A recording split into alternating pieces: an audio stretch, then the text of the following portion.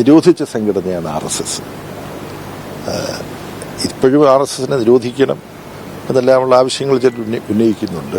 യഥാർത്ഥത്തിൽ RSSനെ ഇന്ത്യയിലെ ജനങ്ങളുടെ മനസ്സിൽ നിന്നും കഴുകിക്കളയണമെന്നാണ് ഞാൻ പറയുക. അത് കഴുകിക്കളയേണ്ട ഒരു വിഷവസ്തുവാണ് RSS. RSS എന്ന രാഷ്ട്രീയ സ്വയം സേവക് സംഘ് ഒരുപാട് നിഗൂഢതകളുള്ള ഒരു സംഘടനയാണ്.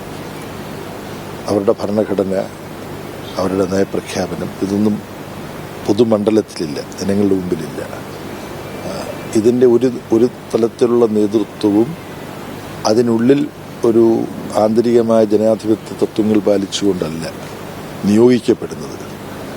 അപ്പോൾ ഇതിനെല്ലാം പുറമേ നമുക്കറിയാം, മഹാത്മാഗാന്ധിയെ വധിച്ചതിന് ശേഷം ആ മഹാത്മാഗാന്ധി വധവുമായി ബന്ധപ്പെട്ട് പണ്ഡിറ്റ് നെഹ്റുവും ആഭ്യന്തരമന്ത്രിയും അന്ന് ഉപപ്രധാനമന്ത്രിയുമായിരുന്ന സർദാർ പട്ടേലും ചേർന്ന് നിരോധിച്ച സംഘടനയാണ് RSS. ഇപ്പോഴും RSSനെ നിരോധിക്കണം എന്നെല്ലാമുള്ള ആവശ്യങ്ങൾ ഉന്നയിക്കുന്നുണ്ട്. യഥാർത്ഥത്തിൽ RSSനെ ഇന്ത്യയിലെ ജനങ്ങളുടെ മനസ്സിൽ നിന്നും കഴുകിക്കളയണമെന്നാണ് ഞാൻ പറയുക. അത് കഴുകിക്കളയേണ്ട ഒരു വിഷവസ്തുവാണ് RSS. കാരണം നമ്മളെല്ലാം മതത്തിന്റെ അടിസ്ഥാനത്തിൽ നമ്മളെ ഭിന്നിപ്പിക്കുകയാണ്, പരസ്പരം കൊല്ലാൻ പ്രേരിപ്പിക്കുകയാണ്. വർഗീയ ലഹളകൾ സംഘടിപ്പിക്കപ്പെട്ടതുമായി ബന്ധപ്പെട്ടാണ് RSS.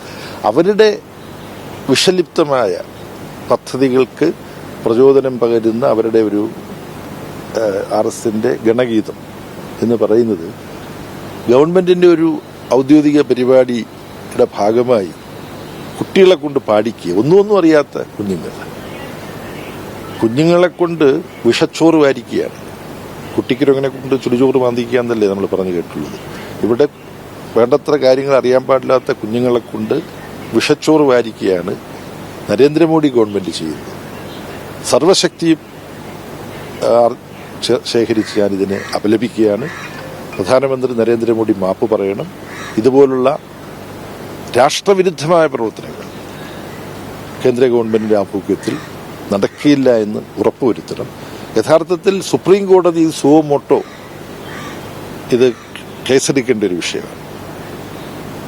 സുപ്രീം കോടതി ചെയ്യുമോ എന്നുള്ള കാര്യം എനിക്കറിഞ്ഞൂടാ.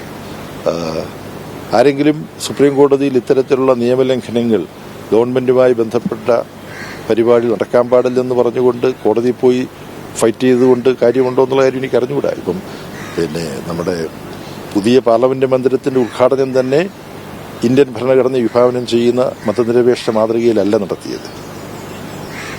ഒരു പ്രധാനമന്ത്രി പോയി ഉദ്ഘാടനം ചെയ്യാൻ പാടില്ലാത്ത ഒരു ആരാധനാലയം അയോധ്യയിൽ, അത് പ്രധാനമന്ത്രി പോയി ഉദ്ഘാടനം ചെയ്യുക. അങ്ങനെ നമ്മുടെ നിയമത്തെയും ഭരണഘടനയും ഒക്കെ ലംഘിക്കുന്ന പ്രവർത്തനങ്ങളാണ് തുടർച്ചയായി നരേന്ദ്രമോദിയും അമിത്ഷായും ചേർന്ന് നരേന്ദ്രമോദിയും അമിത്ഷായും മോഹൻ ഭഗത്തും ചേർന്ന് ഇന്ത്യ നടപ്പാക്കിക്കൊണ്ടിരിക്കുന്നത്. യഥാർത്ഥത്തിൽ ഇന്ത്യയിലെ ഭരണാധികാരി മോഹൻ ഭഗത്താണ് എന്ന് നമ്മൾ മനസ്സിലാക്കേണ്ടി വരികയാണ്. ഇതൊരിക്കലും നമുക്ക് അംഗീകരിക്കാൻ കഴിയില്ല. ഇപ്പം മന്ത്രിമാരൊക്കെ BJPയുടെ മന്ത്രിമാരൊക്കെ ന്യായീകരിക്കുന്നത് ഇത് സംഗീതമാണ്, ഒരു കലയാണ്, ദേശഭക്തി ആ രീതിയിലാണ് അതിനെങ്ങനെയാണ് കിട്ടുന്നത്. അതായത് ദേശഭക്തി ഗാനം എന്നൊക്കെ പറഞ്ഞിട്ടാണ് അതിന് ന്യായീകരിക്കുന്നത്. അതിന് നമുക്ക് ജനഗണമനയില്ല, അല്ലാതെ നമുക്ക് ഒരുപാട് ഭക്തിഗാനങ്ങളൊക്കെ ഉണ്ട്. ഇതിന് യാതൊരു ന്യായീകരണവും ഇല്ല. ആ ന്യായീകരണങ്ങളെല്ലാം ശുദ്ധ അസംബന്ധമാണ്. ഇത് ദേശഭക്തി ഗാനമാണെന്ന് പറഞ്ഞുകൊണ്ട് RSSകാർ ചൊല്ലിക്കോട്ടെ, അത് RSSകാരുടെ പ്രശ്നമാണ്. പക്ഷെ കുട്ടികളെ കൊണ്ട് ഗവൺമെന്റിന്റെ ഒരു ഔദ്യോഗിക ചടങ്ങിൽ എന്ത് പേരിട്ടാലും അത് പാടാൻ പാടില്ല.